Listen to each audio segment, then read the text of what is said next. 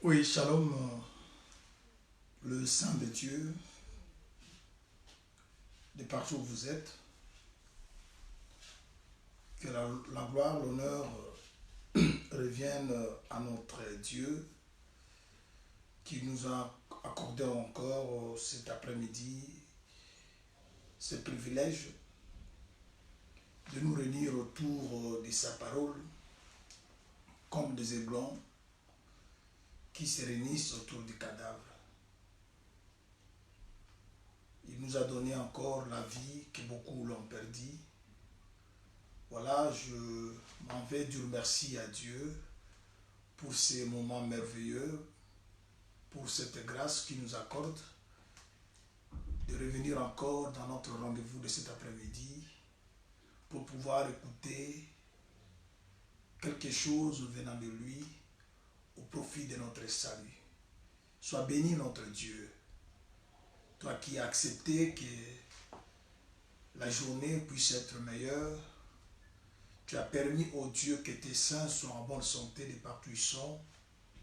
Et tu as voulu que cet après-midi, qui se dispose pour t'écouter, nous te donnons gloire, honneur et louange.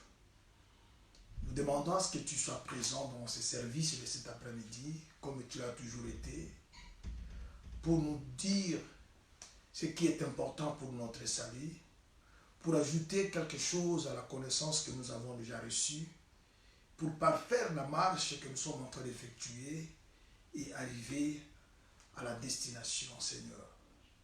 Que le Saint-Esprit soit le seul orateur du jour, comme il a toujours été au milieu des saints. Parce qu'il est écrit, personne ne sera enseigné par son frère, car tous seront enseignés par Dieu. Nous voulons être enseignés par toi, exhortés par toi. Seigneur, censuré, comme tu l'as toujours fait, cet après-midi. Nous mettons hors d'état de nuire toute puissance de l'ennemi qui cherchera, notre Dieu, à combattre l'entendement de tes enfants, qui cherchera aussi à mettre de mauvaises paroles dans nos bouches pour induire ton peuple en erreur. Et nous voulons que notre esprit puisse se soumettre, Seigneur, au tien, afin que le peuple qui va écouter tout ce qui sortira de notre bouche puisse être édifié. Au nom de Jésus-Christ, nous t'avons ainsi prié. Amen. Bien-aimés dans le Seigneur, nous sommes revenus. Normalement, on devait commencer avec le Dhamma aujourd'hui, mais permettez que nous finissions quelque chose par rapport à ces tableaux de la fois passée. Et si Dieu nous prête vie, demain dimanche, on va commencer par Dhamma comme l'un des 4 animaux. Et nous allons aussi parler sur le deuxième messager qui était venu vers Job pour lui annoncer le deuxième message, la deuxième nouvelle concernant ce troupeau. Et nous allons aussi pouvoir entrer, si Dieu va faire grâce, dans la vie des 4 jeunes hommes qui étaient partis en Babylone, Daniel et ses compagnons, pour expliquer aussi comment les 4 étaient les 4 petits animaux. Et ils se retrouvaient en Babylone, là où se trouvaient les 4 grands animaux. Vous allez comprendre que le songe du roi était basé sur 4 parties de la statue, qui étaient déjà les 4 animaux, et les 4 en qui Dieu avait déposé la sagesse étaient les 4 petits animaux en Babylone. Ça, si Dieu nous fait grâce, demain déjà, on sera obligé de commencer avec ça. Mais permettez, vraiment, je vous en supplie, qu'on finisse quelque chose. Parce que hier, on avait expliqué la première porte, c'est-à-dire le jeudi. La première porte avait 4 colonnes et 3 entrées. On n'avait pas expliqué la deuxième porte qui avait 5 colonnes et 4 entrées. Et on n'avait pas non plus expliqué la troisième porte, le rideau qui va séparer ou qui sépare le lieu saint au lieu très saint. Et celle-ci avait aussi 4 colonnes et 3 poteaux. Pourquoi 4 ici, colonnes, et 4 là-bas, mais au milieu, il y a 5. C'est vraiment important qu'on puisse expliquer cela pour que vous ayez un peu une idée complète par rapport à ces petits coquilles qu'on avait mis sur notre tableau pour nous aider à pouvoir expliquer quelques pensées. Voilà, je vous demande un peu de me supporter de cette manière, qu'on termine un peu cette pensée. Et puis le dimanche demain, si Dieu fait grâce, on prend maintenant le deuxième animal, comme je viens de le signaler. Mais pour commencer notre explication d'aujourd'hui, j'avais voulu que nous puissions prendre une écriture dans le livre de 1 Roi, pour pouvoir, parce qu'il y a un sous-thème que je plaçais là, comme quoi la maison de la fourmi doit être fournie, c'est-à-dire Salomon doit fournir de vivre à la maison de la fourmi. Et vous allez comprendre dans la démarche que Salomon, parce que la fois passée on avait expliqué comment Salomon avait recommandé les gens d'aller écouter la fourmi comme son collègue, ainsi de suite. Mais aujourd'hui, nous voulons expliquer quelque chose. Je vais d'abord prendre notre écriture de cet après-midi. Et nous prenons encore 1 Roi. Nous sommes dans 1 Roi chapitre 5. Je commence au premier verset. J'aimerais que vous lisiez aussi, même après, tout le chapitre, c'est-à-dire du premier au dernier verset, parce qu'il y a des choses très très merveilleuses dans ces paragraphes ou dans ces passages de l'écriture pour notre marche par rapport à ce terme. Je commence au verset 1er. Hiram, roi de Tyr, envoyant ses serviteurs vers Salomon, car il a appris qu'on l'avait oint pour roi à la place de son père, et il avait toujours aimé David. Salomon fit dire à Hiram, tu sais que David, mon père, n'a pu bâtir une maison à l'Éternel son Dieu, à cause des guerres dont ses ennemis l'ont enveloppé jusqu'à ce que l'Éternel lui eût mis sous la plante de ses pieds. Maintenant l'Éternel mon Dieu m'a donné du repos, du repos de toutes parts, plus d'adversaires, plus de calamités. Voici, j'ai l'intention de bâtir une maison au nom de l'Éternel mon Dieu, comme l'Éternel l'a déclaré à David mon père, en disant, ton fils que je mettrai à ta place sur ton trône, ce sera lui qui bâtira une maison à mon nom. Ordonne maintenant, ça c'est Salomon qui parle à Hiram, ordonne maintenant que l'on coupe pour moi des cèdres du Liban, mes serviteurs seront avec les tiens, et je te payerai le salaire de tes serviteurs de tel que tu l'auras fixé. Car tu sais qu'il n'y a personne parmi nous qui s'étende à couper le bois comme les Sidoniens. Lorsqu'il entendit les paroles, ça c'est Hiram, les paroles de Salomon, Hiram eut une grande joie et dit, béni soit aujourd'hui l'Éternel qui a donné à David un fils sage pour chef de ce grand peuple. Et Hiram fit répondre à Salomon, j'ai entendu ce que tu m'as envoyé dire. Je ferai tout ce que te plaira au sujet de bois de cèdre et de bois de cypre. Mes serviteurs les descendront du Liban à la mer, et je l'expédierai par mer en radeau jusqu'au lieu que tu m'indiqueras. Là, je le ferai délier et tu le prendras. Ce que je désire en retour, c'est que tu fournisses des vivres à ma maison. Hiram donna à Salomon des bois, des cèdres et des bois de cypre, autant qu'ils l'ont voulu. Et Salomon donna à Hiram 20 000 corps de froment pour l'entretien de sa maison et 20 corps d'huile d'olive concassée. C'est ce que Salomon donna chaque année à Hiram. L'Éternel donna de la sagesse à Salomon comme il lui avait promis, et il paix entre Hiram et Salomon, et ils firent alliance ensemble.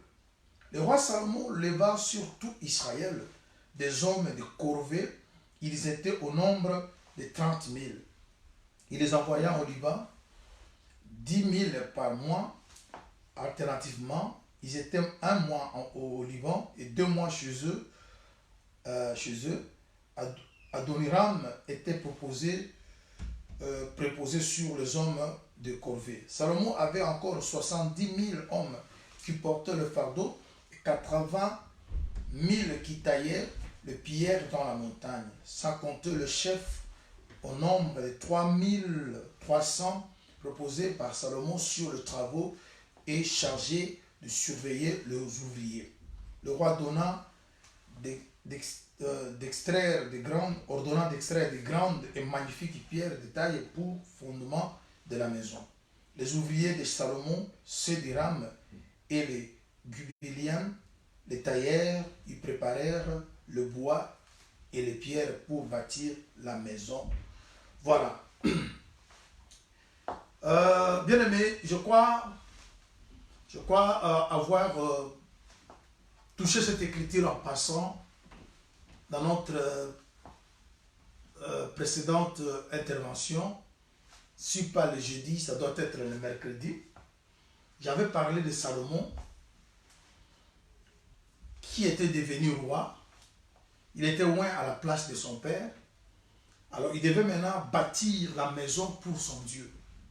Il donne une raison. Il dit que mon père, tout le temps il était roi, il n'a pas pu bâtir la maison pour son Dieu à cause des guerres. les guerres ont empêché David à bâtir la maison pour son Dieu. Il y a beaucoup d'interprétations que nous pouvons donner à cette écriture, mais on peut aussi donner l'interprétation comme quoi, quand vous faites trop de guerres, vous manquerez le temps de construire.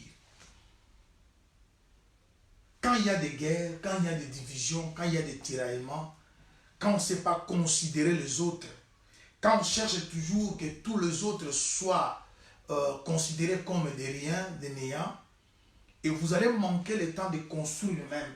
Parce qu'à tout moment, quand vous vous levez, c'est pour attaquer, mais vous oubliez de construire. Même si le pays est en guerre, vous allez dépenser l'argent en achetant des armes pour chercher comment vous protéger contre l'adversaire ou chercher à éliminer les adversaires. Vous ne saurez pas construire. Vous saurez construire seulement s'il y a la paix. Et voilà, David n'a pas pu construire. Il était roi. Vous savez, quand nous parlons de roi, roi parle aussi du ministère. Parce qu'un ministre, il est symbolisé dans l'écriture comme un roi. La Bible nous parle que Moïse, il était roi en Israël. Dire que Moïse était roi, il était le chef, le dirigeant, il était le type du ministère chez le peuple juif. Un roi, c'est un conducteur. Un roi, c'est le guide. Un roi, c'est aussi le type du ministère. Alors, quand vous êtes ministre, quand vous vous lancez que dans les guerres, vous n'aurez pas le temps de construire. J'ai bien dit que le temps de la guerre qui a dominé le règne de David peut être expliqué dans plusieurs manières, dans plusieurs volets. Mais je prends l'un des volets comme le temps où vous vivez dans des disputes. Et quand vous vivez dans les disputes, vous ne saurez pas construire. Et on précise construire la maison pour son Dieu. Et vous savez, la vraie maison de Dieu, c'est la vie d'un homme. Parce qu'il n'habite pas ce qui est fait de main d'homme. Et c'est pour cela qu'il peut dire que nous sommes les temples de Dieu. Voyez? Alors le ministère a pour mission de construire la vie des hommes, des enfants de Dieu, jusqu'à devenir une habitation de Dieu. Jusqu'à devenir le temple de Dieu. Alors quand vous vous lancez dans des guerres, vous manquerez le temps de construire. C'est ainsi que nous nous retrouvons beaucoup dans nos églises. Les gens ne sont pas construits. Les gens sont que dans des guerres. Tout ce qu'ils font, ils le font avec le motif d'éliminer quelqu'un, d'effacer quelqu'un, mais ils ne tiennent pas compte de construire leur vie. La Bible nous dit quelque part, celui qui n'arrive pas à maîtriser sa propre vie, même s'il gagne une ville, il n'est rien. Vous pouvez gagner des villes, conquérir les villes, mais si vous n'êtes pas maître de votre vie, parce que nous, des fois, qui disons que nous connaissons Dieu, nous sommes capables de dire ce que les autres sont. Ils ne connaissent rien, ils sont païens. Mais on n'arrive pas à voir le défaut qui sont en nous. C'est ainsi que le Seigneur a dit, avant d'enlever quelque chose qui est dans l'œil de l'autre, il faut d'abord voir la poutre. Vous voyez? Chez l'autre, on voit la paille. Mais chez toi, on voit la poutre. C'est-à-dire, ce que vous voyez chez l'autre, c'est petit. Mais ce que vous avez, on dit que la poutre est sur l'œil. Or, l'œil, vous comprenez qu'ici, quand nous parlons de l'œil, nous parlons de la vision. Des fois, quand nous condamnons les autres qui ne voient pas, qui sont aveugles, des fois, nous sommes 2 fois, 10 fois aveugles plus que eux. Parce que l'apôtre Jésus dit dans Matthieu chapitre 6, verset 22, verset 23, il a dit, l'œil est la lampe du corps. Si ton œil est en bon état, tout ton corps sera éclairé. Et si ton œil est en mauvais état, tout ton corps sera dans les ténèbres. Il ajoute, si la lumière qui est en toi est ténèbre, comment sera grande ces ténèbres? Vous voyez? Tu peux avoir une lumière, mais qui devient déjà ténèbre. Il dit aussi quelque part, si le sel perd sa saveur, vous voyez? Tu peux être sel parce que le sel donne le goût. Il a dit, vous êtes le sel de la terre. Mais quand le sel perd sa saveur, il ne sert de rien. C'est-à-dire, il y a des gens, c'est pour cela que vous voyez, la femme de Lot était devenue une statue de sel. Ce qui est commun là-bas, dénominateur commun, c'est le sel. Mais est-ce que c'était un sel qui avait de saveur? Je vous dirais non. Tu peux être sel, mais sans saveur. Quand le sel perd sa saveur, ce qui reste, c'est seulement qu'on le jette. Alors, si la lumière qui est en toi devient ténèbres, c'est-à-dire les Écritures, la connaissance que Dieu t'a donnée, si c'est pour détruire, si c'est pour des guerres, si ce n'est pas pour construire, c'est comme une lumière qui devient ténèbres. Voilà, ça c'était quelque chose par rapport à ce que nous avons soutiré, la raison qui a fait que David ne construise pas. Il était roi, mais il n'a pas construit. On donne l'une des raisons, c'est parce qu'il était dans des guerres. Et une autre raison dit que ses mains avaient du sang. Vous voyez?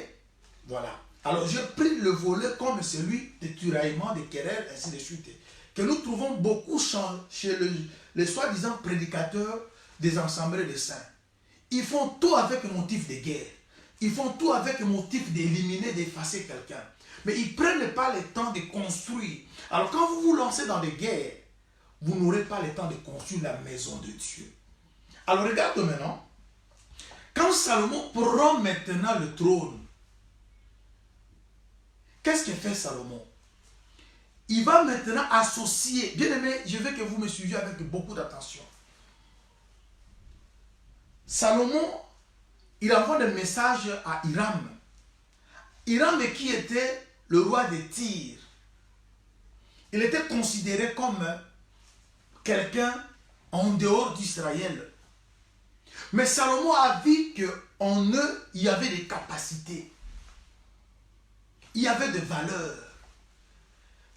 Bien qu'Hiram ne pouvait pas être du rang de Salomon, mais il avait quelque chose de précieux qui pouvait contribuer au travail que Salomon avait à réaliser.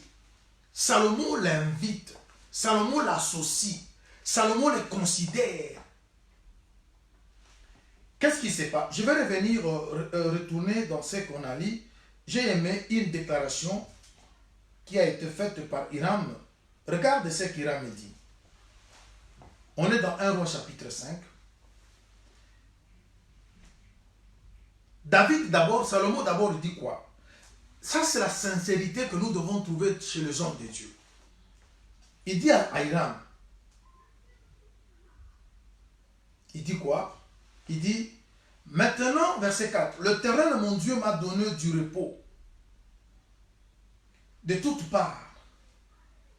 Plus d'adversaires, plus de calamité. Voici, j'ai l'intention de bâtir une maison au nom de l'Éternel mon Dieu, comme l'Éternel l'a adressé à David mon père, en disant ton fils que je mettrai à ta place sur ton trône sera lui qui bâtira une maison à mon nom. Ordonne, verset 6, maintenant qu'on l'on coupe pour moi des cèdres de Liban. Mes serviteurs seront avec les tiens et je le payerai le salaire à tes serviteurs tel que tu l'auras fixé. Car tu sais qu'il n'y a personne parmi nous qui s'étende à couper le bois comme les Sidoniens. Salomon qui est un juif, Salomon qui est quelqu'un, le roi d'Israël, mais il voit quelques capacités qu'eux manquent, d'autres en ont. Et cette sincérité-là, de dire que j'ai trouvé en vous quelques grâces que nous n'en avons pas. Mais le travail que nous voulons bâtir a besoin de votre grâce. Parce que le temple que nous voulons construire ou la maison que nous voulons construire pour notre Dieu aura besoin de cèdres. Et ces cèdres ne se retrouvent pas ici en Israël, mais ça se trouve en Liban. Liban, c'est une nation païenne. Mais nous voulons que ces cèdres et ces bois de cèdre et de cypre viennent jusqu'en Israël. Mais nous n'avons pas des gens comme vous qui savent couper le bois. C'est pour cela que nous voulons que vous entriez dans ce que nous sommes en train de faire, mais nous allons vous payer un salaire. Hiram me dit d'accord. Hiram me dit quoi? Il dit, lorsqu'il entendit le parole de Salomon, Hiram eut une grande joie et dit, béni soit aujourd'hui l'Éternel qui a donné à David un fils sage pour chef de ce grand peuple. Vous voyez? C'est-à-dire, quand vous êtes conducteur d'un peuple, vous devez avoir la sagesse. Quand vous avez la sagesse, vous allez chercher la paix, vous allez savoir voir des grâces qui seront profitables pour l'œuvre pour laquelle le Seigneur vous a appelé, pour le peuple sur lequel Dieu vous a. Vous ne pouvez pas fermer les portes à tout le monde. Il faut savoir aussi ouvrir des portes pour que d'autres personnes viennent avec des grâces qui vous manquent, qui manquent dans votre localité, pour que le peuple puisse bénéficier. Alors, Salomon étant sage, il a vu que ici, dans notre localité, ici, nous n'avons pas de gens qui ont des capacités comme les Sidoniens pour couper le bois. Et quand il a dit ça à Hiram, Hiram a reconnu que Salomon, il était un sage. Et qu'est-ce qu'Hiram dit? Il dit, pas de problème, je le ferai, je vais couper, mais qu'est-ce que tu vas faire? Tu vas me donner des vivres. Vous voyez? Moi, je vais faire un travail, je coupe le bois parce que vous n'avez pas de gens comme les Sidoniens pour couper le bois. Mais il y a aussi des choses que nous manquons. Vous voyez? C'est-à-dire, vous allez nous donner ça.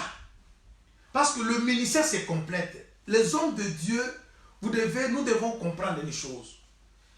Un ministre est toujours arrosé par un autre ministre. Tu ne connais pas tout. Il y a des choses que des fois, il faut que tu écoutes les autres pour remplir votre vestiaire. Il faut que vous soyez attentifs et que vous receviez d'autres bien-aimés quelque chose pour compléter ce que vous en avez. Alors Hiram a dit, tu as reconnu que nous avons quelques grâces, mais aussi nous reconnaissons aussi que vous avez d'autres choses que nous n'avons pas. Alors, nous allons mettre à votre disposition ce que nous avons comme grâce, et nous allons aussi recevoir de vous quelque chose.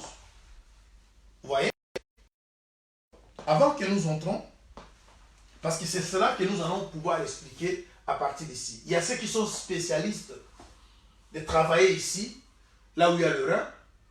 Il y a ceux qui sont spécialistes de travailler sur cette partie, ainsi de suite. C'est comme ça que le ministère se complète. Je prends une autre écriture.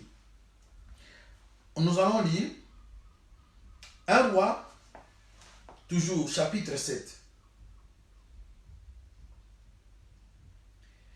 Avant que nous lisions 1 Roi chapitre 7, qu'est-ce que Hiram a demandé à Salomon comme échange du travail qu'il va effectuer? Il a dit quoi? Il a dit au verset 9.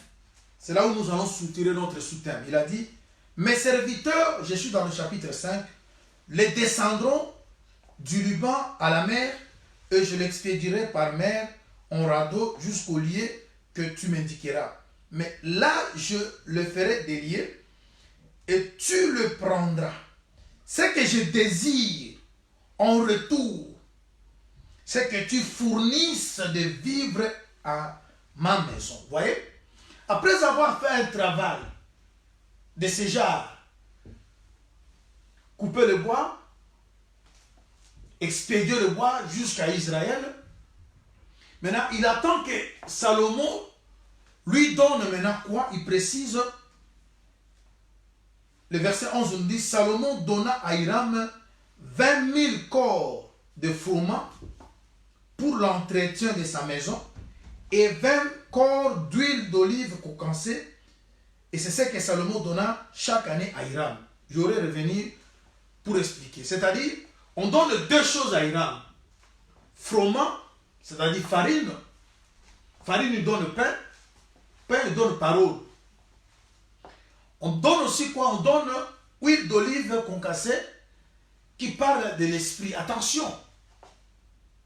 Et si l'esprit, parce qu'on a une mauvaise confession, que c'est seulement nous qui avons le Saint-Esprit. Non, attention. c'est seulement nous qui sommes des saints. C'est-à-dire, ceux qui sont assemblés des saints ne peuvent pas avoir les saints. Bien aimé, nous allons étudier avec vous. Il y a sainteté, il y a perfection. Quand Dieu appelle son peuple saint, c'est le fait de le séparer avec les autres peuples. Mais la sainteté doit grandir. C'est ainsi que la Bible nous dit, celui qui est saint puisse se sanctifier. C'est-à-dire, il y a des degrés quant à la sainteté. Tu peux être saint par rapport à telle chose, mais il te faut encore d'autres choses pour que tu arrives à la perfection. C'est pour cela que l'apôtre dit, celui qui est saint se sanctifie. C'est-à-dire, on est déjà saint, mais quand vous êtes saint et que vous cherchez à vous sanctifier, c'est pour dire qu'il vous manque encore d'autres choses pour que vous arriviez à la perfection. Mais vous êtes déjà saint. Alors quand Hiram demande qu'on lui donne de l'huile, c'est-à-dire de lui compléter d'autres sanctifications, parce que la sanctification peut venir au moyen de l'enseignement. Quand vous êtes ignorant sur un point, et quand la lumière viendra par rapport à votre ignorance, vous avez ajouté un degré de sanctification. Vous voyez? Vous êtes déjà saint par rapport à telle chose, mais sur d'autres points, vous n'êtes pas saint parce que vous n'avez pas connaissance ou vous êtes faible. Mais quand la lumière de la parole vient et que ça vous éclaire sur ce point, c'est-à-dire vous ajoutez la sanctification à celle que vous en avez déjà. Ouais? C'est pour cela qu'il demande maintenant qu'on leur donne de froment ainsi que de l'huile. Froment, c'est la parole qui dit connaissance. Vous allez trouver quelqu'un, il a la connaissance des choses qui s'y prêchent par vie. Mais ces choses-là qu'il a comme connaissance, ce sont des choses fondées. Mais il a l'ignorance par rapport aux choses qui doivent se prêcher au lieu saint.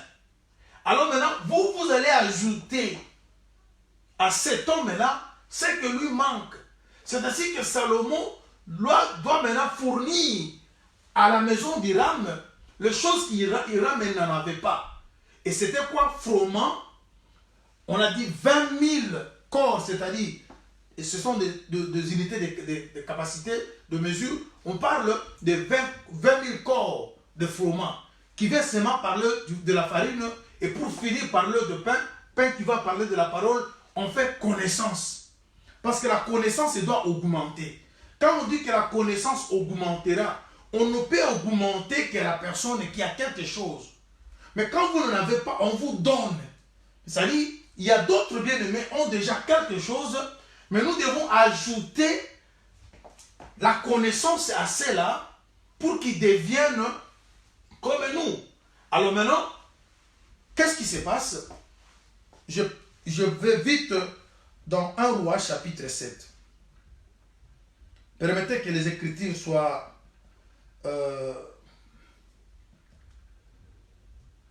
liées comme cela pour nous permettre, quand nous allons commencer maintenant à faire la broderie, que ça ne pose pas de problème. Nous prenons 1 Roi chapitre 5, et plutôt 7. Je suis dans le verset 13. Le roi Salomon fit venir de Tyr, Hiram, fils d'une veuve de la tribu de Nephtali, et d'un père tyrien, qui travaillait sur Hérin. Hiram était rempli de sagesse, d'intelligence et de savoir pour faire toutes sortes d'ouvrages d'Hérin. Il arriva auprès du roi Salomon et il exécuta tous ses ouvrages. Très important. Hiram, que Salomon invite, on nous dit quoi? On dit que Hiram, il était l'enfant d'une veuve de la tribu de Nephtali. Très bien. La mère de Hiram, elle était juive. Mais le père d'Hiram, il était un Tyrien. Vous voyez? Alors son père était mort. Sa maman était restée. Maintenant, c'est cet Hiram-là que Salomon invite pour venir faire un travail avec lui. On dit qu'il avait de la sagesse. Dieu lui avait doté des capacités pour faire toute œuvre concernant Hérin. Or, vous savez que Hérin, on le trouvait dans le parvis. Quand vous entrez maintenant, tout ce qui était ici était en Hérin. L'autel qui était de bois d'acacia, mais couvert d'airain. Cuve était une cuve d'airain. Les ustensiles comme des fourchettes, consorts, tout ce qu'on se servait avec. Sur cette partie, c'était en airain. Au airain, comme je vous avais dit l'autre fois, c'est le jugement. C'est là où on commence, parce que le serpent d'airain, pourquoi les serpents n'étaient pas les serpents d'or, le serpent d'or, non plus le serpent d'argent? Mais Dieu a dit à Moïse de faire un serpent d'airain. C'est pour ne parler que de l'œuvre de la croix qui doit se passer au parvis. Alors, quand vous venez pour commencer la marche avec Dieu, vous avez besoin de maîtriser tous ceux qui sont ici dans le parvis.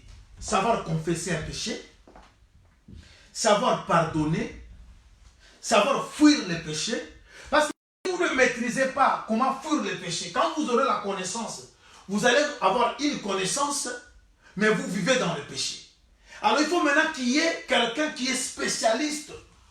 C'est là où se passe le ministère évangélique. Et dans nos assemblées, nous pensons qu'être évangéliste, c'est être actu-ministre. Or, vous savez que l'évangéliste, c'est lui qui donne du travail au pasteur.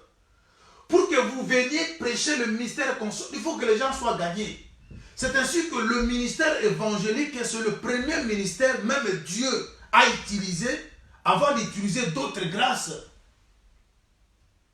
Quand l'esprit mouvait au-dessus des eaux, ça c'était l'évangélisation. L'esprit cherchait à pêcher un poisson qui était dans l'eau, et ces poissons étaient appelés terre. Vous savez ce que la Bible dit? Jonas a fait 3 jours dans le ventre du poisson. Moi, je ferai 3 jours dans le ventre de la terre. Ici, le Seigneur voulait nous dire que la terre égale poisson. Vous voyez? Alors maintenant, si la terre est dans l'eau, c'est-à-dire c'est le poisson qui est là. Alors il faut maintenant l'évangéliser. C'est ainsi que le Seigneur donne des paraboles. Il dit, le royaume des cieux est semblable à un filet jeté dans l'eau pour prendre les poissons. Vous voyez? C'est-à-dire, si les âmes ne sont pas gagnées, vous ne pouvez pas paître. Parce que le pasteur, il est là pour paître. Mais comment pourrez-vous paître si les âmes ne sont pas gagnées? Alors pour que les âmes soient gagnées, on doit l'évangéliser. On doit leur enseigner comment se repentir. Parce que le monde entier était dans les ténèbres. Christ, le Fils, était là comme le vase d'or. Il quitte le trône, il descend comme un vase de terre pour appeler maintenant les gens de venir.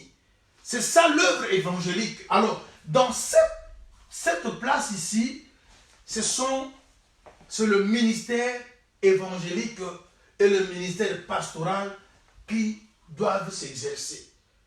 Vous voyez?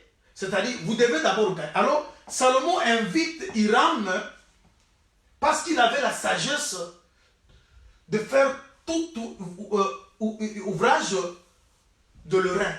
C'est-à-dire, il y a des gens, quand ils descendent dans un coin, il n'a pas besoin de parler des crocodiles, il n'a pas besoin de parler de l'hippopotame, mais il prend une écriture si simple, Jean 3,16, mais il arrive à faire sortir les gens de l'eau, il les amène à Jésus pour que vous, les éminents, les révérends, pour que vous, les grands, puissiez leur enseigner la parole de Dieu.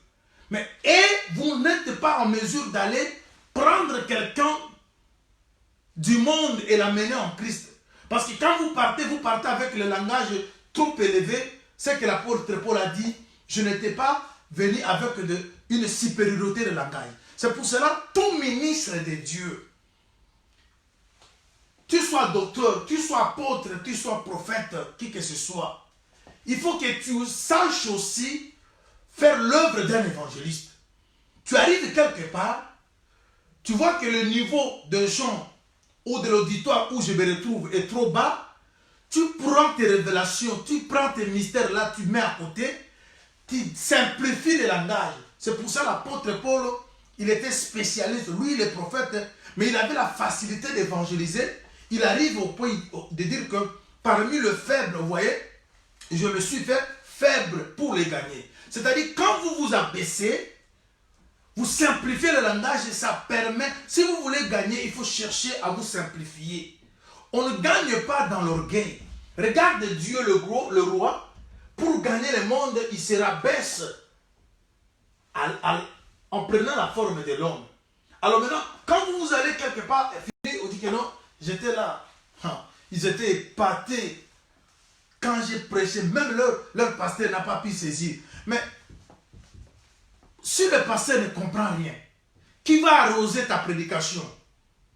Je prêchais, tout le monde était resté comme ça, en train de me regarder, ils ne m'ont pas saisi. Mais la mission du ministère est que les gens comprennent. C'est-à-dire, Dieu a établi le ministre pour simplifier le langage. Nous sommes là non pour scandaliser le peuple, mais pour amener le peuple à comprendre. C'est-à-dire quoi?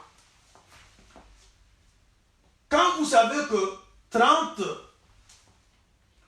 plus 40 donne 70, mais des fois ça pose problème à un enfant de comprendre 30 plus 40.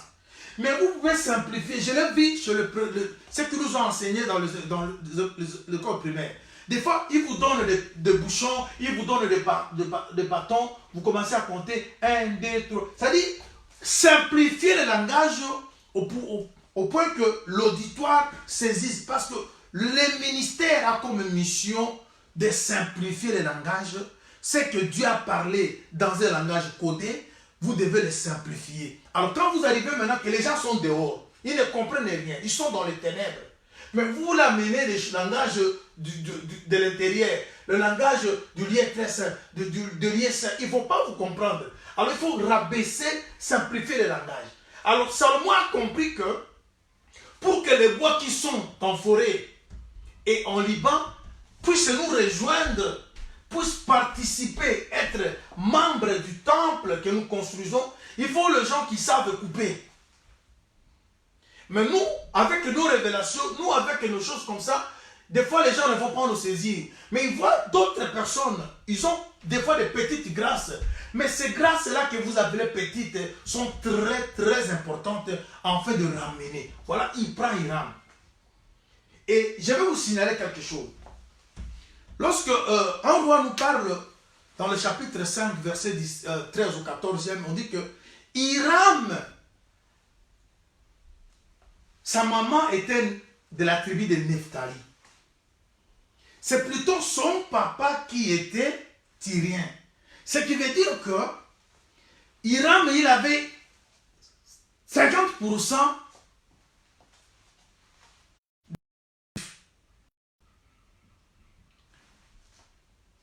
Il était censé de connaître quelque chose parce que sa maman, elle était une juive.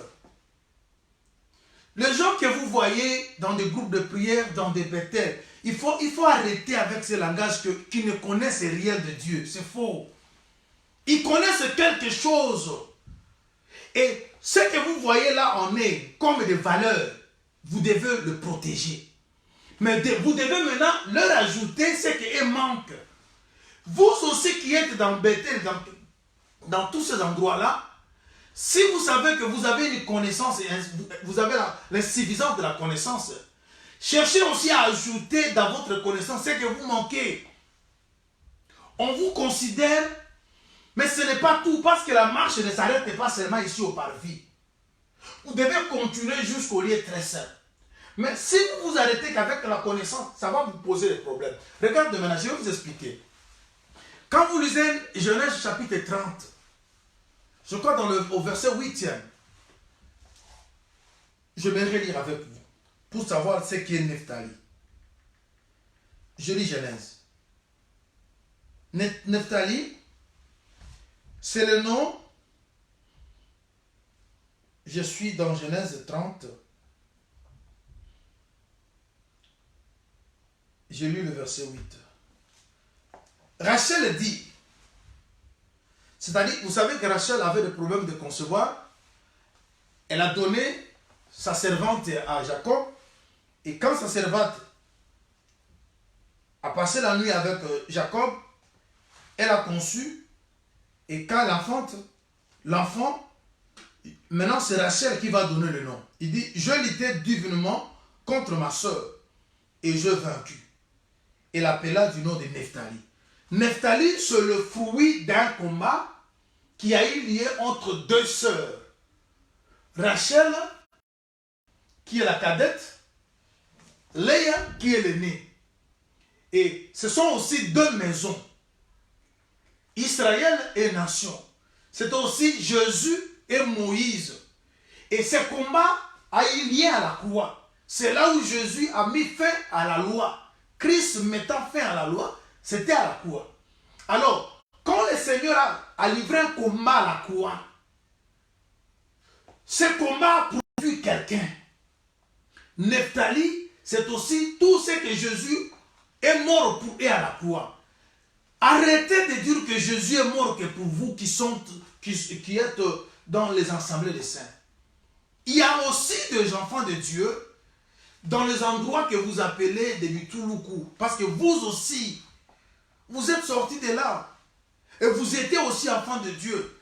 Vous êtes sortis avec quelques connaissances. Si vous êtes sincère, il y a d'autres choses que vous confessez jusqu'aujourd'hui. Vous avez commencé à confesser ça avant même que vous commenciez à prêcher l'évangile que vous appelez évangile éternel. Parce que ça, ce sont que des mots que Paul a dit que éviter les guerres des mots. Parce que l'évangile éternel, c'est ça l'évangile de la grâce, c'est ça l'évangile du salut. Ce sont que des mots, comme je vous avais dit l'autre fois, les formes. Vous pouvez avoir plusieurs formes, mais pour n'avoir qu'un seul fond. Le fond, c'est l'évangile. Quand quelqu'un appelle ça, c'est l'évangile de la grâce, c'est différent, ce n'est pas différent de l'évangile de l'éternel. Ce n'est pas non plus différent de l'évangile du salut. C'est toujours le mot que chacun emploie par rapport à son discours. Mais le problème est que Nephtali, c'est le fruit du combat qui a eu lieu entre les deux sœurs, deux sacerdoces. Et c'est à la croix que Jésus a livré le combat pour vaincre sa sœur qui était la Sainte Alliance. Et maintenant, cette victoire a donné naissance à un enfant qu'on appelle Nephtali, qui veut dire que tout ce que Jésus est mort pour eux, Jésus est mort pour d'autres personnes aussi qui sont dans ces endroits-là. Comme la mère d'Hiram était de la tribu de Nephtali, devait lui donner quelque chose qui était correct avec la confession qui était en Israël. Mais comme il n'avait pas le père juif, c'est ce qui a fait qu'il y a eu d'autres confessions contraires. Mais Salomon n'a pas négligé la valeur qu'il a trouvée en Hiram. Salomon n'est plus à chercher que Hiram soit son disciple. Il traitait de rois, ils étaient tous comme des rois. Quand il traitait avec eux, c'était une relation qui était entre le roi. Il est considéré ministre. Parce qu'aujourd'hui, nous avons des difficultés de considérer que celui-là est ministre parce que vous voyez que jusque-là, il n'a pas la connaissance de l'hippopotame, de crocodile. Et je vous dis des choses, une parenthèse. Vous savez, vous d'autres bien-aimés, des fois vous êtes là fustigés, vous ne savez pas, des fois vous doutez de votre ministère. Est-ce que j'ai vraiment le ministère? Parce que tellement que les gens vous combattent, les gens font la guerre contre vous. Bien-aimés, regarde ce que Samuel dit à Saoul. Quand Samuel oint Saoul, je suis dans Nombre chapitre 1 Samuel chapitre 10. Il lui donne les signes. Voilà ce que tu verras. Voilà ce que tu verras. Voilà ce que tu verras. Et quand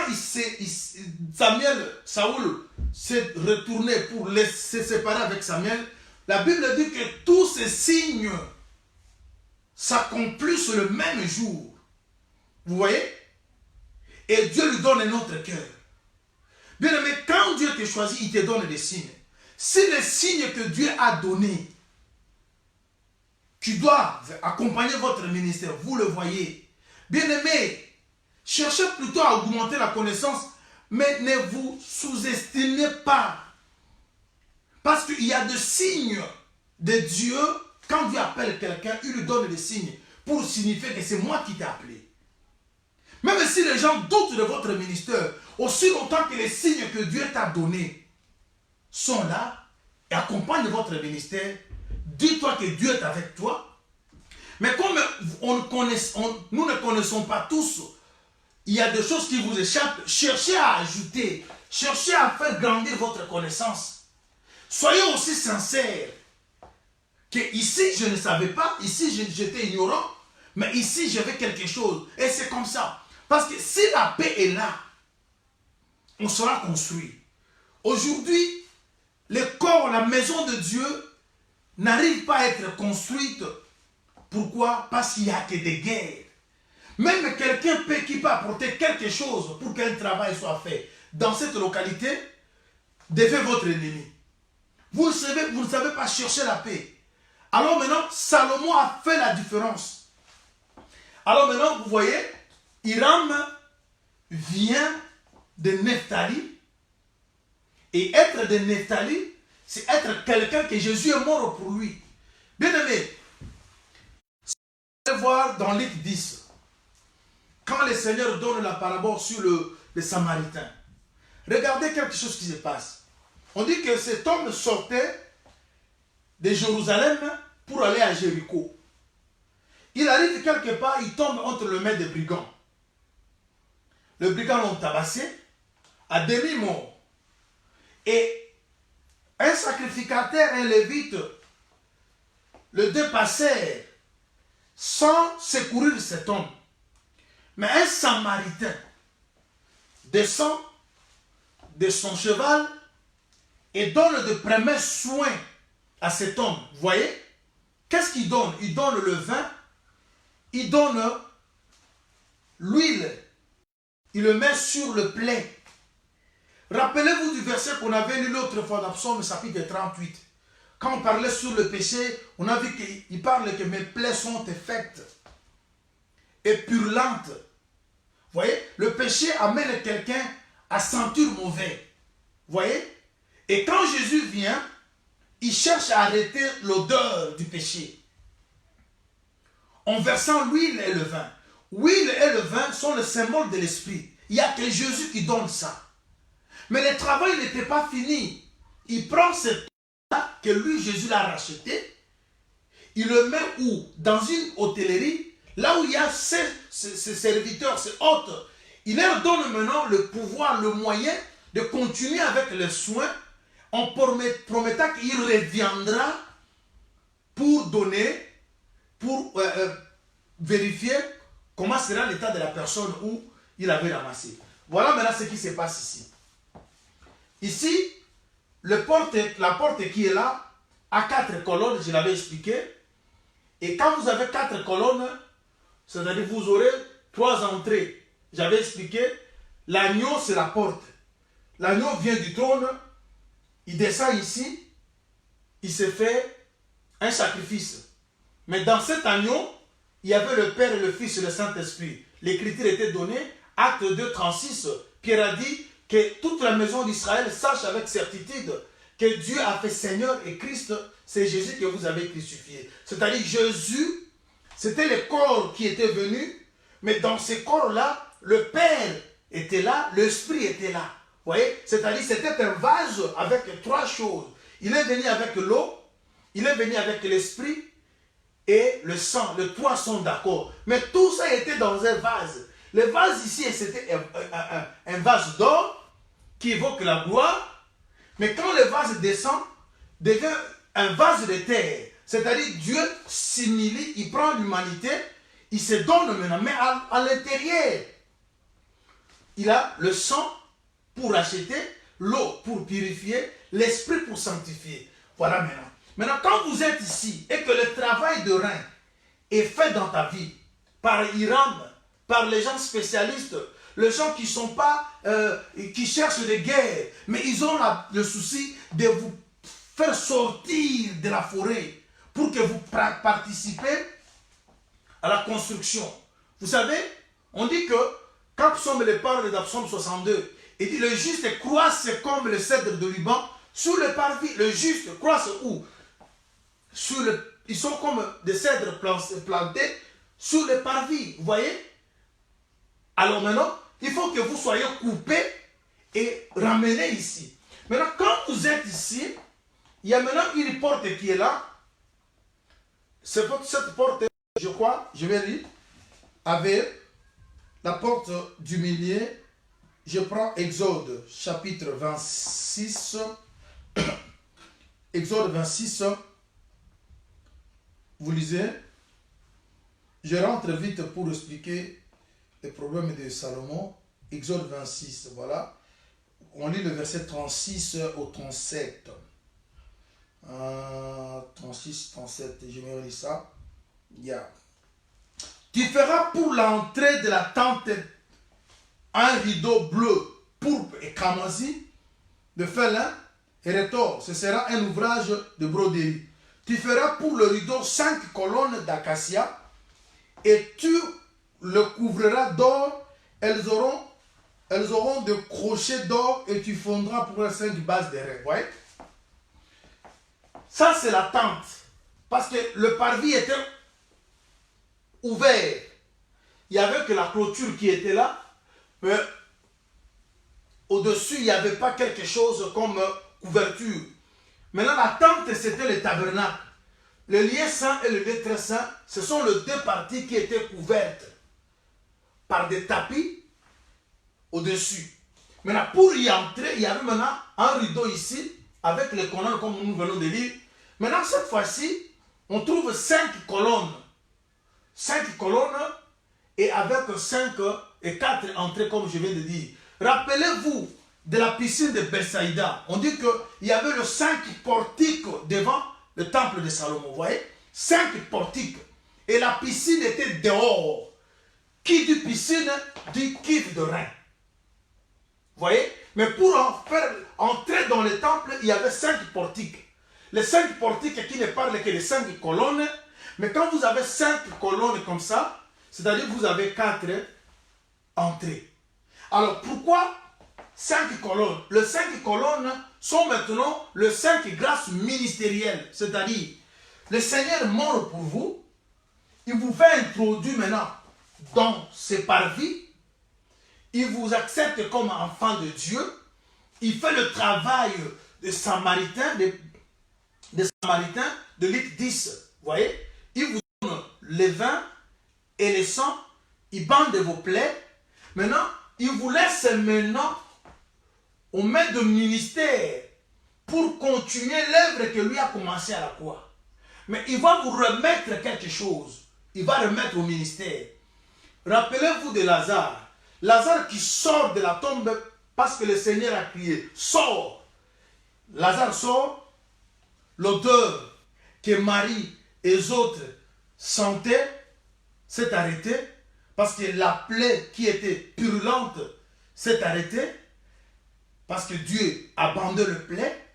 Maintenant, il dit aux disciples déliez-les. Vous voyez? C'est-à-dire Jésus d'abord, il vous ressuscite en mourant à la croix. Il commence, c'est Jésus qui commence l'œuvre. Il vous rachète par son sang. Il vous donne son esprit. Il n'y a aucun ministre qui peut donner le Saint-Esprit. C'est Jésus qui donne. Maintenant, une fois qu'il vous donne le Saint-Esprit, il vous laisse maintenant que le ministère, le 5 portiques ou les 5 colonnes vous introduisent maintenant là où il y a le repas. Mais les repas que vous allez manger ici, les 12 pains, ne seront pas différents. Les 12 pains ne seront pas différents de l'agneau qui était venu ici. Je crois avoir expliqué ça dans notre précédente intervention où on avait dit que 12 pains qui ne parlent que l'agneau d'une année qui est 12 mois. Parce que l'agneau, c'est le pain. Maintenant, vous entrez maintenant dans 4 entrées. C'est-à-dire quoi? Le ministère qui sont 5, ils doivent vous parler la longueur, la largeur, la hauteur et la profondeur. Mais les 4 là, c'est quoi? Qu'est-ce qui se passe? Je vous ai dit que l'eau, le fleuve qui était en Éden, pour arroser le jardin, il arrosait le jardin par les canaux de 4 bras. Ésaïe qui dit, qui a reconnu le bras de l'Éternel, qui a crié à notre prédication. Oh, le bras, c'est aussi la prédication. Le bras, c'est aussi la puissance de Dieu. Maintenant, pour que le jardin soit arrosé, vous savez que le jardin, c'est l'église, c'est la femme qui est scellée. Maintenant, pour son arrosage, un fleuve doit maintenant se diviser en 4 bras pour arroser un jardin. Je vous avais dit que le fleuve, c'est l'amour. L'amour, c'est le fleuve. L'amour, c'est la parole du commencement. Parce que Dieu est amour. Et quand Dieu a aimé le monde, qu'est-ce qu'il fait? Il nous donne son Fils. Vous voyez? Maintenant, quand il arrive, maintenant, je vais relire. Lisons. Éphésiens. Éphésiens chapitre 3. Éphésiens 3. Il est là. Nous prenons le verset 17. En sorte que Christ,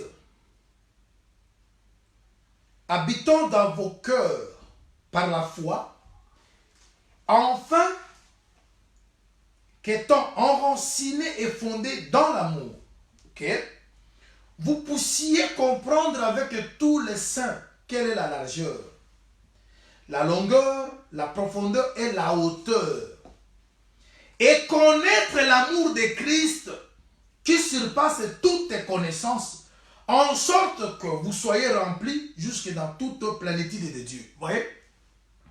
L'amour de Dieu surpasse toutes connaissances. Vous voyez les connaissances, c'est là que nous vous apportons.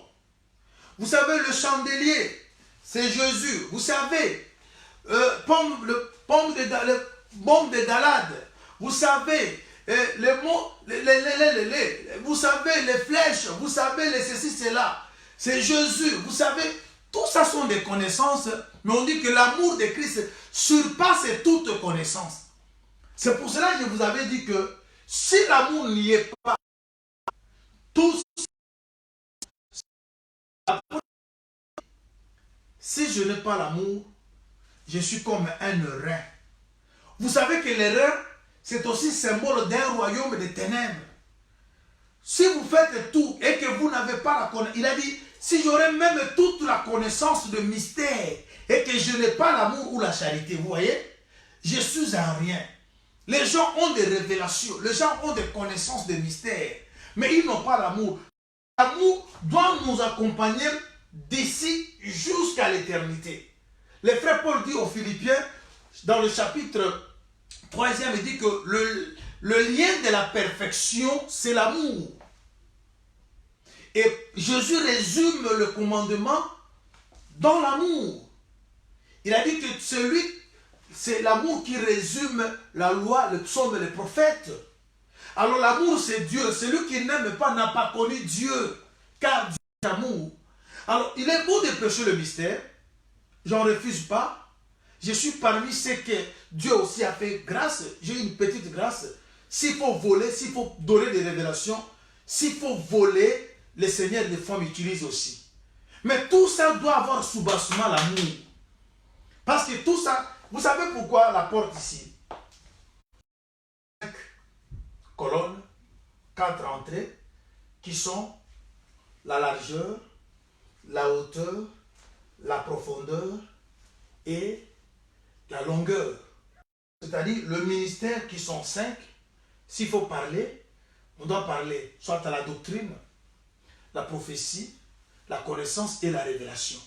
Mais tout ça doit être l'eau qui vient de l'amour. Parce que le fleuve, c'est un fleuve, mais il se divise aux 4 bras pour arroser un jardin. C'est-à-dire, quand vous donnez une révélation, il faut que l'amour soit le soubassement. Maintenant, vous voyez ici, on a le pain. Vous voyez ici, on a le chandelier. Le chandelier qui est une lampe, qui a cette lampe au-dessus. Qu'est-ce qui se passe? Vous allez remarquer que et le pain et les chandeliers ne sont que l'agneau qui est venu ici. C'est-à-dire, quand quelqu'un parle de Jésus sans typifier Jésus à quelque chose, ne dis pas que celui-là n'a pas enseigné, ne dis pas que celui-là n'a rien dit. Pour qu'il enseigne, il faut simplement qu'il commence d'abord à expliquer Jésus c'est la fleur. Et par après, il chite pour dire que la fleur que je vous ai présentée, c'est Jésus. Oui, toi, tu presses Jésus, en commençant par des fleurs, c'est bien. Mais l'autre ne parle que de Jésus direct. Il y a des chemins raccourcis, il y a des chemins contournés. Mais vous avez un seul objectif, que les gens comprennent de Jésus, parce que c'est lui qui est mort pour eux, c'est lui qui les a sauvés. Savoir considérer aussi les grâces que Dieu a déposées dans les autres et appeler-les, faire la paix avec eux pour qu'ensemble vous construisez la maison de Dieu. Et donnez-leur ce qui manque, comme Salomon l'a fait avec Hiram. Il a donné 20 000 corps de froment qui représentent, il lui a ajouté des connaissances. Nous avons des frères qui prêchent déjà bien, mais ils ignorent d'autres choses. Récupérez-les, mais ne cherchez pas qu'ils soient qui renient leur père pour qu'ils soient. J'ai vu Apollos prêcher la parole de Dieu, connaissant que quelque chose, c'était aussi bien, mais Prisca et Aquilas l'ont récupéré, ils lui ont montré ce qu'il lui ignorait, mais nulle part vous voyez qu'Apollos était devenu fils de Paul. Mais on lui a ajouté quelque chose. Et ça n'a pas aussi pris beaucoup de temps pour qu'Apollos se change. Parce que quelqu'un qui a déjà d'autres notions, il suffit simplement que vous lui parlez quelque chose. Ça déclenche. Mais comme les gens cherchent la gloire, des fois ils n'écoutent pas non plus Dieu. Il dit que non, tu es encore enfant, tu dois rester là. Paul a pris combien de temps après avoir Ananas a prié pour lui? Personne ne me dira combien de temps Paul a pris pour commencer à prêcher. Et pour Apollos aussi, combien de temps. Mais il y a aussi des gens qui doivent rester longtemps pour faire asseoir en eux des choses. Parce que Dieu fait grâce à qui il veut, comment et quand. Il faut être ouvert, il faut être sincère. Ne soyez pas des jaloux d'empêcher d'autres personnes à émerger. Quelqu'un peut passer chez vous pour 1 ou 2 semaines simplement. Parce que Dieu avait déjà mis des choses en lui. Il suffit simplement qu'ils écoutent une seule révélation. Ça déclenche toutes les choses qui étaient en lui. Vous comprenez? Alors maintenant, je vous amène quelque part. Nous prenons Apocalypse. Nous lisons Apocalypse chapitre 4. D'abord, nous lisons Exode. Ça sera mieux. Chapitre 25. Le verset 37. Exode 25. Nous sommes arrivés au point même de refuser tout. Quand ça ce sont les chansons des Philistins. C'est vrai.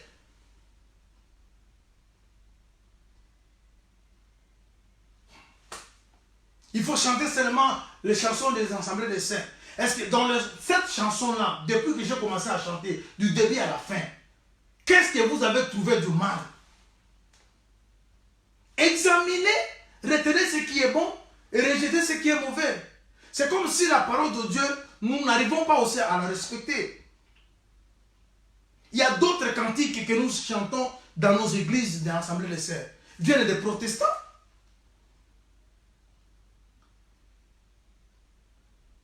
Mais on les chante aujourd'hui, pourquoi? Parce qu'on a fait l'examen, on a trouvé qu'il n'y a rien de mauvais. Alors, je prends Exode 25. Exode, oh my God. Exode 25, je lis le verset 37. J'aimerais que vous suiviez avec attention. Les 25, je disais, je suis allé loin. Laisse-moi rentrer dans le chapitre 25. Je suis allé jusqu'au chapitre 33. Excuse. Il y a 25, verset 37. L'Éternel, voilà, 37. Tu feras ces 7 lampes qui seront placées dessus de manière à éclairer en face. Ici, on parle de chandelier. Moïse, Dieu lui a parlé, quand le chandelier sera fait, il faut qu'il y ait 7 lampes au-dessus. D'accord. 7 lampes. Vous voyez? Maintenant, je vais prendre Apocalypse 4, 5. Apocalypse 4, 5. Pour savoir qu'est-ce que les 7 lampes représentent quoi. Apocalypse chapitre 4. Nous sommes là. Hier.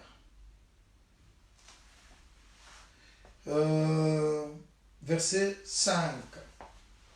Du trône sortent des éclairs, de voix, des tonneurs. Devant le trône brille 7 lampes ardentes. Ok? Devant le trône, il y a 7 lampes ardentes qui sont les 7 esprits de Dieu. Ici, déjà, on nous dit que là où il y a 7 lampes sont les 7 esprits de Dieu. C'est-à-dire, les 7 lampes ici, c'était le 7 esprits de Dieu. D'accord. On prend encore une autre écriture. Apocalypse 5. Nous sommes au verset 6. Il y a tellement de l'harmonie dans les Écritures que vous ne pouvez pas imaginer. Dieu, c'est pour cela la Bible, non, c'est vraiment un livre que Dieu a voulu qu'elle soit faite pour nous. Seulement ceux qui n'ont pas l'Esprit de Dieu, ils s'embrouillent, ils disent qu'il y a des contradictions, mais Dieu avait mis les choses comme ça pour que nous soyons éclairés. Au verset 6e du chapitre 5, qu'est-ce qu'il dit?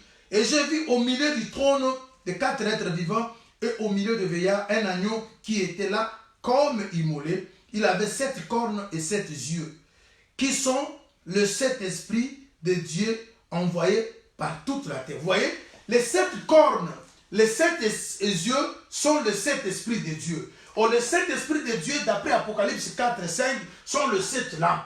Or, quand nous voyons le 7 lampes ici, on dit que le chandelier ici, c'est un agneau. Vous voyez, ici, il est l'agneau qui brille, la lumière, mais quand il arrive ici, l'agneau, qu'est-ce qu'elle fait? Elle accepte d'être éteinte, comme la lampe, le soleil qui s'éteint à midi, vous voyez? Mais c'est toujours l'agneau.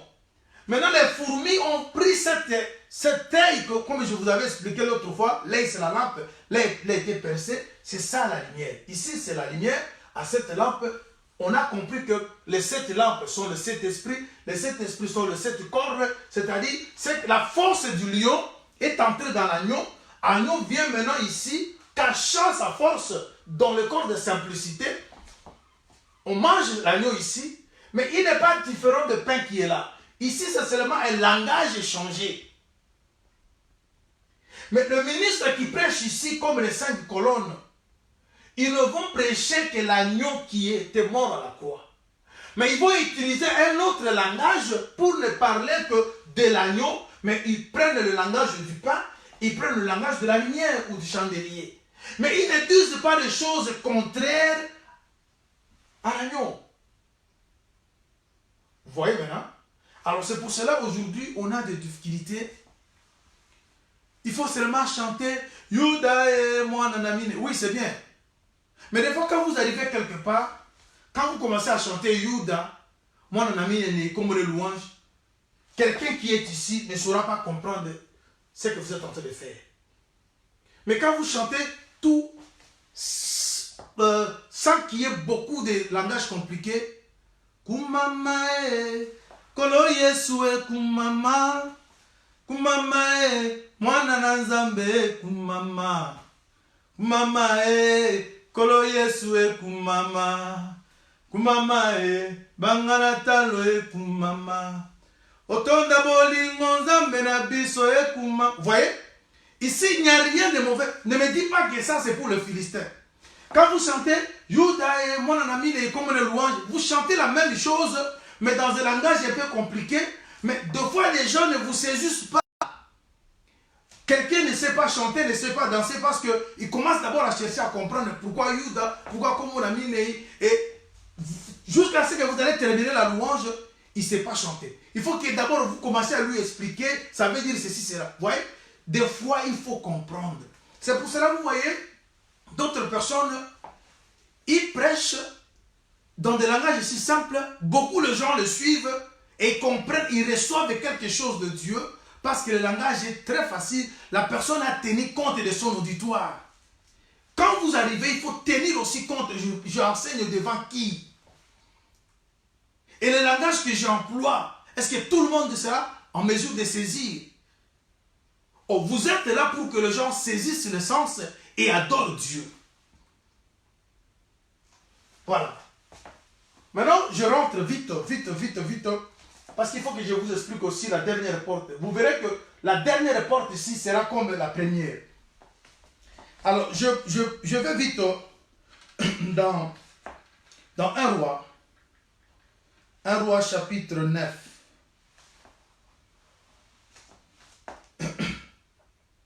Avant de lire 1 roi, j'aimerais lire une écriture qui est aussi importante. Matthieu chapitre 11. Matthieu 11.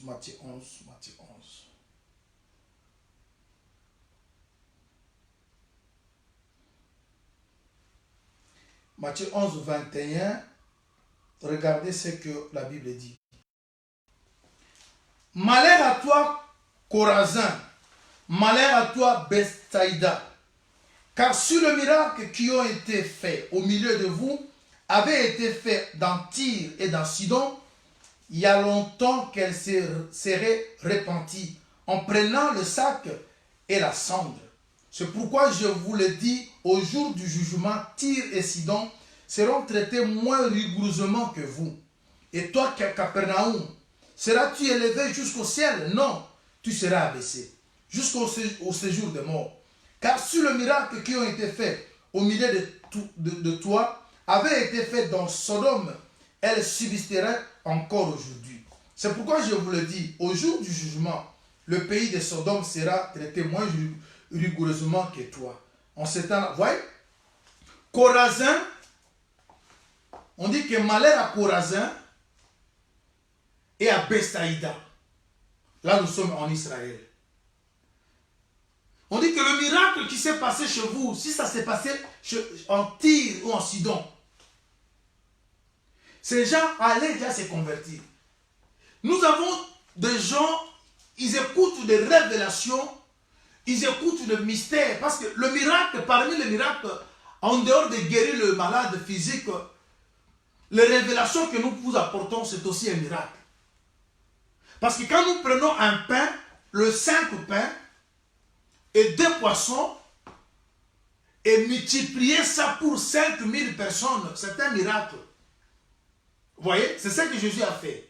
Le 5 pains, le 2 poissons, qu'avait un jeune homme. Vous voyez, quand les gens avaient faim au désert, il y avait de vieux, mais ils n'avaient absolument rien. Quand ils ont cherché à trouver le repas, il y avait un petit garçon qui avait, lui seul, 5 pains et 2 poissons. Vous voyez la petitesse. Quand les vieux n'ont rien, mais celui qui est considéré petit avait 5 pains et 2 poissons. Ce petit-là était aussi l'image de Jésus lui-même, qui avait en lui les 5 grâces ministérielles et les 2 qui sont les poissons. Vous voyez? Alors il aurait fallu maintenant que le pain rendit grâce. Et quand le pain s'est multiplié, quand le Seigneur a rendu grâce, le pain est mangé par 5000 et on a trouvé 12 paniers qui étaient restés. C'est-à-dire, quand vous prenez une écriture et que vous brisez l'écriture, ça donne une nourriture. Par l'écriture même, vous pouvez exhorter ceux qui sont malades, ceux qui ont des problèmes de voyage, ceux qui commencent à se refroidir quant à la foi. C'est-à-dire, l'écriture, c'est le pain. Et quand le pain est brisé, c'est-à-dire l'écriture est interprétée, ça donne la nourriture aux multitudes. C'est aussi un miracle. Nous les faisons chaque jour dans nos églises. De Corazin et à Bestaïda. Mais il n'y a pas de miracle, il n'y a pas de conversion. Mais Jésus dit que si c'était cela s'était reproduit en Tyr et en Sidon, il allait se convertir.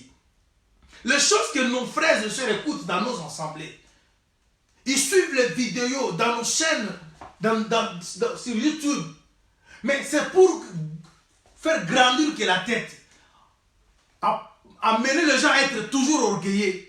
Mais il n'y a pas la repentance. Il n'y a rien. Les gens ne se repentent pas. Mais c'est même chose. Quand vous descendez sur les gens que vous dites que sont des païens et ne comprennent rien, ça ramène les gens et les gens se mettent dans la droiture. Et c'est ça le problème. Bien aimé, si l'enseignement n'amène pas la repentance, n'amène pas la conversion, suscite que les débats, des querelles, des divisions, des guerres, la maison de Dieu ne sera pas construite. Et quand la maison n'est pas construite, alors bien aimé, c'est foutu. Voilà. Là, je suis ici. Ce que vous voyez ici, 12 pains, ce que vous voyez ici ne sont que l'agneau du débit.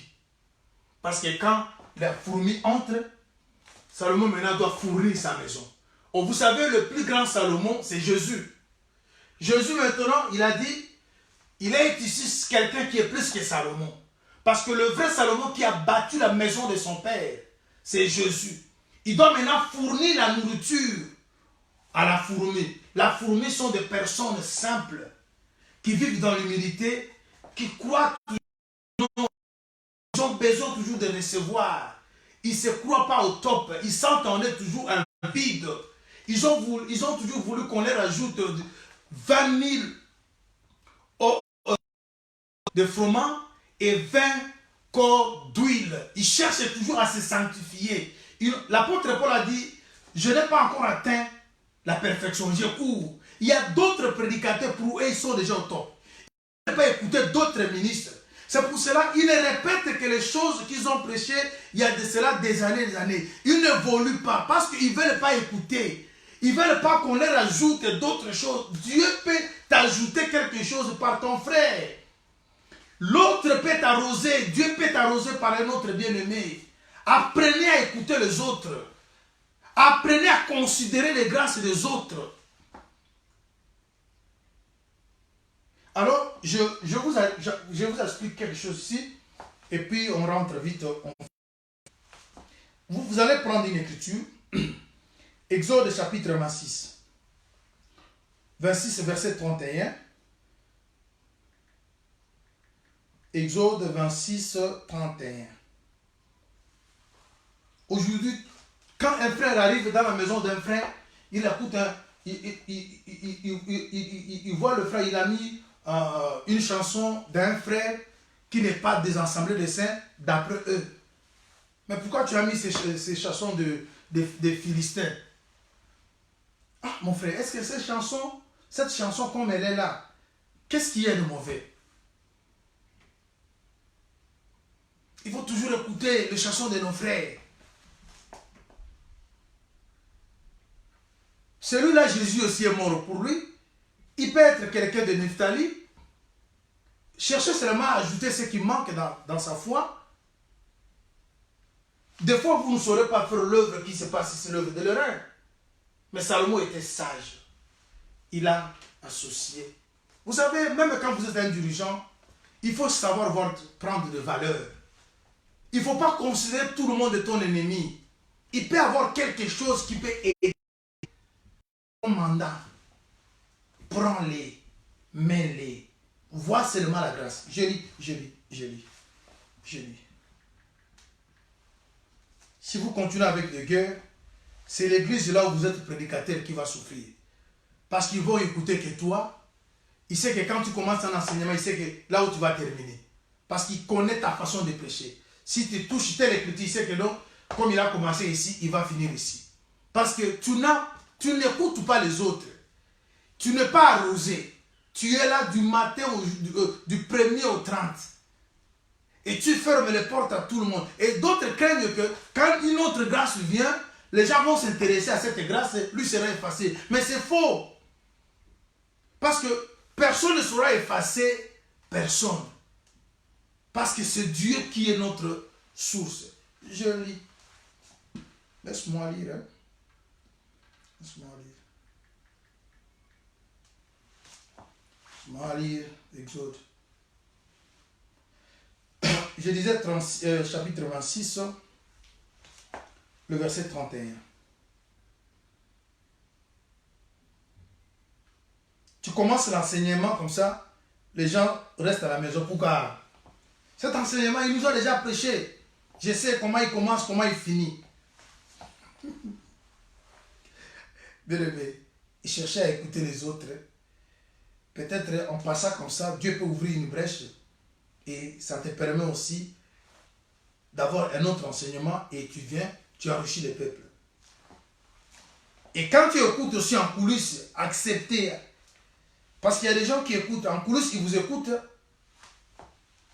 mais quand ils sortent, ils vous renient.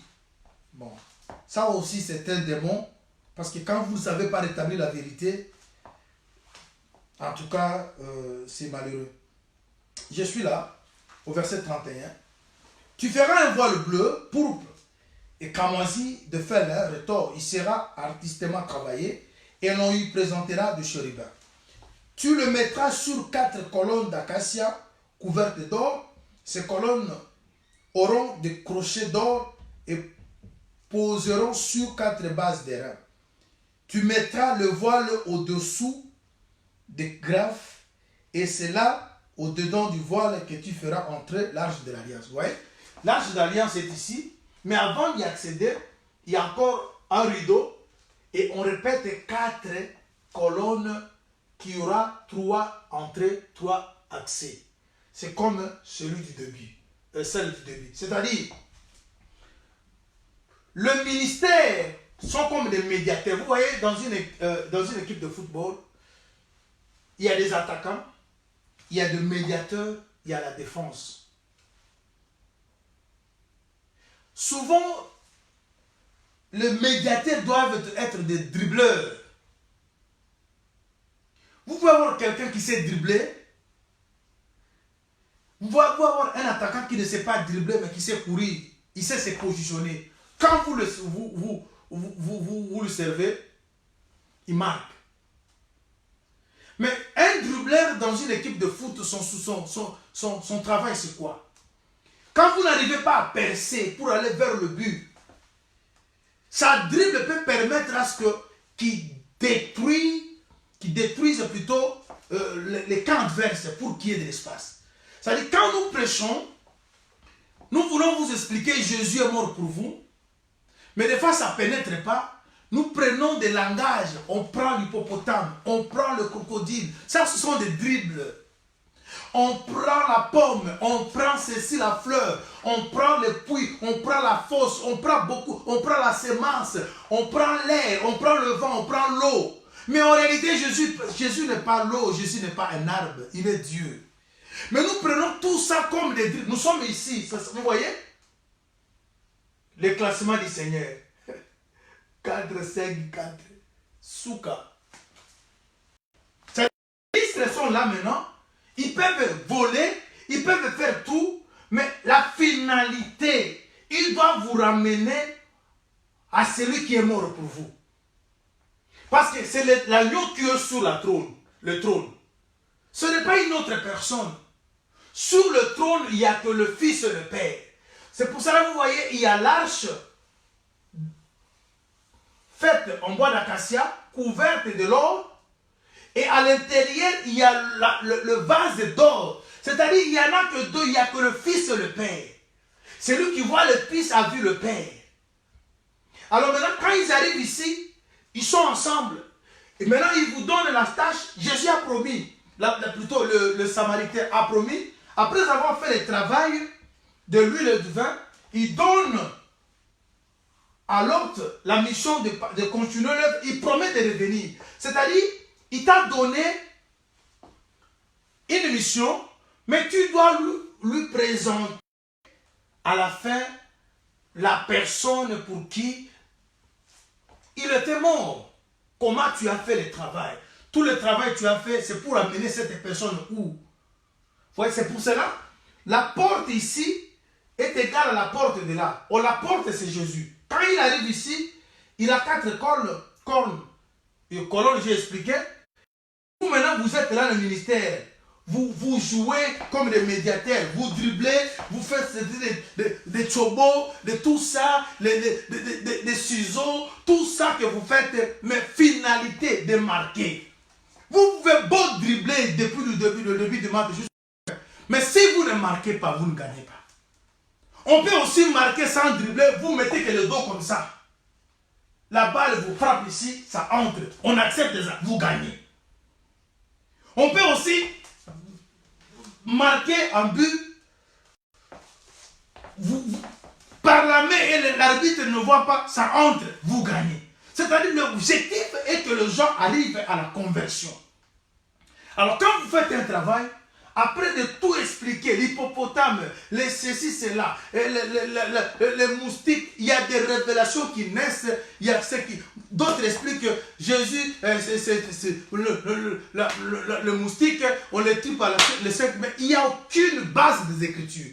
Tellement que les gens veulent simplement être au-dessus, mais ils ne veulent pas que tout ce qu'ils doivent dire doit avoir Jésus comme fondation. Voilà, bien-aimés dans le Seigneur. Voilà, on est là. Dieu vous a grâce de voler, de voir Jésus dans l'eau, de voir Jésus dans l'arbre, de voir Jésus dans la fleur, de voir Jésus dans l'ampoule, de voir Jésus n'importe où. Mais ne méprisez pas ceux qui ne voient que Jésus comme l'agneau. S'ils ne vous amènent pas à adorer une autre personne, ils sont vos frères.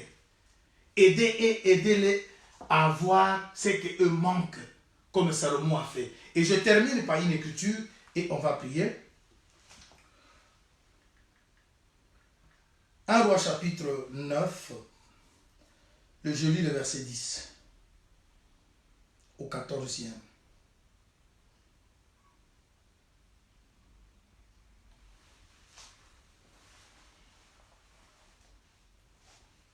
Hiram avait envoyé, verset 10, voilà, je commence. Au bout de 20 ans, Salomon avait bâti les 2 maisons de la maison de l'Éternel et la maison du roi. Alors, comme Hiram, roi de Tyr, avait fourni à Salomon de bois, de cèdre et de bois de cypre et de l'or, autant qu'il en voulut, le roi Salomon donna à Hiram 20 villes dans le pays de Galilée. Hiram sortit de Tyr pour voir les villes qui lui donnait Salomon, mais elles ne lui plurent point. Et il dit, quelle ville m'as-tu donné là, mon frère? Et il les appela pays de Kabul, nom qu'elles ont conservé jusqu'à ces jours. Vous voyez? C'est-à-dire, Salomon a tenu à sa parole. 20 ans après, il construit et la maison de Dieu et la maison du roi. Comme les bois venaient d'Hiram, à la fin, il donne à Hiram 20 villes dans le pays de Galilée. C'est là où je vais chuter maintenant. En Galilée, c'est là où Jésus a dit, quand il est ressuscité, il a dit de dire à ses disciples d'aller se croiser avec eux en Galilée. Parce que quand ils sont partis chercher Jésus dans la tombe, ils ont dit que pourquoi cherchez-vous celui qui est mort parmi celui qui est vivant parmi les morts? Allez, vous allez le revoir en Galilée. Présentement, Jésus est en Galilée. Galilée, c'est l'église. Salomon, il a reconnu Hiram, il lui a donné des villes en Galilée. Hiram est parti, il n'a pas aimé ces villes. C'est là où maintenant je me retourne pour exhorter ceux qui sont venus après. Celui qu'on a aidé, il avait une connaissance qui n'était pas suffisante. Il manquait beaucoup de choses, mais il était enfant de Dieu. On l'a aidé par des exhortations, pour qu'ils deviennent, pour qu'ils participent aussi dans le travail. Vous n'allez jamais égaler ceux qui sont venus avant vous. Ils restent vos aînés. Vous n'aurez pas vous n'aurez pas la de ville. Vous voyez? Ça, c'est le problème que nous croisons aussi chez ceux-là qui viennent vous l'aider. Il était serviteur, mais il avait des lanquines sur tel point. Mais après avoir fait un travail, après avoir fourni de la nourriture à sa maison, il manque de fois cette considération que, oui, celui-là est aussi le canal par lequel Dieu m'a enseigné. Vous voyez, ça, c'est aussi un autre problème. Je n'ai pas seulement censuré ceux qui sont déjà éclairés, je censure aussi ceux qui viennent rejoindre ceux qui sont éclairés. Il faut accepter que ceux-là doivent être, ceux-là plutôt qui vous ont reçu, ceux-là qui vous ont fourni les choses, il faut le reconnaître. Il ne faut pas s'égaler à eux. Paul, il a reconnu ce qui était Pierre, il a reconnu ce qui était Jean, mais cela aussi n'a pas empêché Pierre et les autres de reconnaître la grâce qui était en Paul. Et si on arrive à reconnaître les grâces, on aura la paix, on construira la maison de Dieu. L'église du Seigneur sera grande, sera bénie.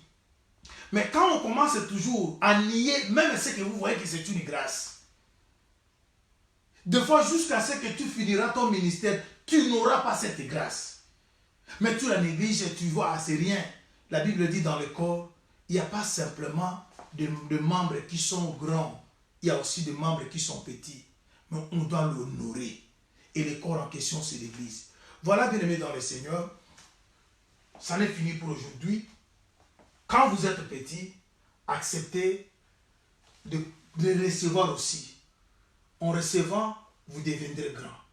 Quand vous êtes grand, considérez aussi le petit, les grâces que Dieu a mis en eux. Ne voyez pas que tout le monde, parce qu'il est comme ça, il est en Tyr, il est en Sidon. Mais Dieu voit en eux qu'il est mort pour eux. Parce que c'est de là, cet enfant que nous appelons Hiram, sa maman était juive. C'est-à-dire qu'il avait la sémence, il avait quelque chose, mais il lui manquait d'autres. Mais il y avait une collaboration étroite. Les gens se sont complétés. Ils ont fait quelque chose pour la gloire de Dieu. Soutenons-nous. Apprenez comment s'entraider, se soutenir. Pour que ce travail soit fait de cette manière, il faut que l'amour règne. L'amour ne s'invente pas. Dans l'amour, il n'y a pas l'orgueil. L'amour, il y a l'humilité. L'amour considère les autres. Paul a dit beaucoup sur l'amour. C'est pour cela que je vous avais dit que l'amour manque beaucoup dans nos églises. Et c'est pour cela que vous voyez, il y a des guerres. Il n'y a pas lieu de chercher à entretenir les grâces. Il n'y a pas lieu de chercher à considérer les autres. Et tout le monde se voit au-dessus des autres. Et ils commencent même à tripoter leur histoire. Un jour, je viendrai pour vous raconter l'histoire de ceux qui se disent grands aujourd'hui. Leur histoire a commencé en 1980. Si vous dites que c'est vous qui êtes venu avec l'évangile de Jésus-Christ, mais vous avez commencé à prêcher en 1980. Dis-moi maintenant, avant vous, il n'y a eu pas quelqu'un qui est mort et qui sera ressuscité, partir. C'est ça le problème. C'est pour dire que vous tripotez un peu des fois votre histoire. Le Seigneur vous a amené, il vous a peut-être donné grâce de savoir beaucoup dribbler, mais tout ce que vous allez faire là a été déjà prêché ici. On n'est rien. Vous voyez? Que le Seigneur vous bénisse. J'aimerais que nous prions le Seigneur, que l'amour de Dieu, qui était répandu dans le cœur, comme la Bible le dit dans le livre des Romains, trouve vraiment sa place en nous qui sommes ministres, afin que cela aussi puisse être transmis à l'Église. Parce que là où il y a l'amour, il y aura la paix, il y aura l'unité. L'amour, c'est une force. La Bible dit que l'amour est fort comme la mort. Même les eaux, le fleuve ne peuvent pas le dominer. Voilà l'amour, c'est Jésus. Il est venu jusque dans la mer pour vaincre le vent. Quand vous avez l'amour, les ennemis et tous les démons ne pourront jamais vous vaincre. Aujourd'hui, nos églises sont devenues des passoires faute d'amour. Parce que l'amour n'est pas. L'amour, c'est une force. L'amour est fort plus que la mort. Les eaux ne peuvent pas dominer l'amour. Prions que l'amour prenne place dans nos foyers, dans nos couples, dans nos familles, dans nos églises, dans notre ministère, afin que nous puissions reconnaître d'autres bien-aimés, les associer, afin que nous bâtissons la maison de Dieu. Prions tous au nom de Jésus. Seigneur, nous donnons gloire à toi. Tu es bon. Cet après-midi, tu es venu vers nous avec un message réconciliant, avec un message de rassemblement, avec un message d'unité. Seigneur, tu nous as appris à reconnaître les valeurs que tu as déposées aux autres. Dans nos femmes, il y a des choses aussi. Parce que quand tu créais Ève, tu as dit, elle sera l'aide de son mari. C'est-à-dire, on ne peut pas être aide si on a quelque chose de valeur. C'est pour cela que je demande que l'amour, la considération visite et le foyer et le mariage, visite même les familles, visite les églises, Yahweh, que le collaborateur s'unisse, voir l'amour, que les gens se considèrent comme Salomon a considéré Hiram.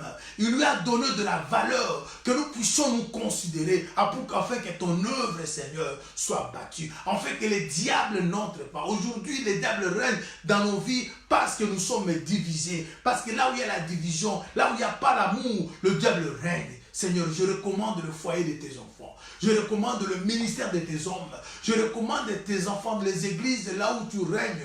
Yahweh, comble nos cœurs de l'amour, afin que cela, mon Dieu, nous prépare à ton enlèvement. Car l'amour, c'est le lien de la perfection, Seigneur. L'amour, c'est une force. L'amour est fort. Oh Yahweh, les eaux ne peuvent pas dominer l'amour. Je sais que dans les eaux, il y a le bête de notre Dieu. Mais toi, quand tu mets l'amour dans nos cœurs, Seigneur, nos adversaires ne sauront pas nous vaincre, Seigneur. Les gens, mon Dieu, qui veulent notre malheur, si nous allons leur rendre le bien au mal qu'ils nous font, Seigneur, Yahweh, tu nous protégeras. Protège le foyer de tes enfants. Protège nos familles, Seigneur. Ton église et tes enfants contre tout ce qui est de ténèbres. Je veux que l'amour prenne place au nom de Jésus. En ce moment, je sais qu'il y a deux serviteurs qui méditent, qui prient, qui prêchent. Ils utilisent notre Dieu puissamment au profit de ton peuple. Partout est ton peuple, Seigneur. Oh Yahweh, quand tu vas lui parler à travers tes serviteurs, qu'ils soient bénis. Yahweh, oh Yahweh, fournis, Seigneur, de la nourriture, oh Yahweh, dans la maison de tes serviteurs. Donne de l'huile, Seigneur. Donne de farine, mon Dieu, mon roi. Ajoute la connaissance, ajoute la sanctification, notre Dieu, pour que les peuples soient bénéficiaires. Au nom de Jésus-Christ. Que la maladie, Seigneur, libère le foyer de tes enfants. Que la mort s'éloigne de ton peuple, Seigneur. Que la paix et la bénédiction accompagnent tes enfants. Au nom de Jésus-Christ, nous t'avons supplié. Amen. Soyez bénis, peuple de Dieu. Demain, dimanche, on se retrouve à 9h, heure de Londres. Je crois que le message sera toutefois mis dans notre page comme nous l'avons l'habitude de le faire. Et pour aujourd'hui, c'en est fini. Que le Seigneur vous bénisse. On se retrouve demain. Merci.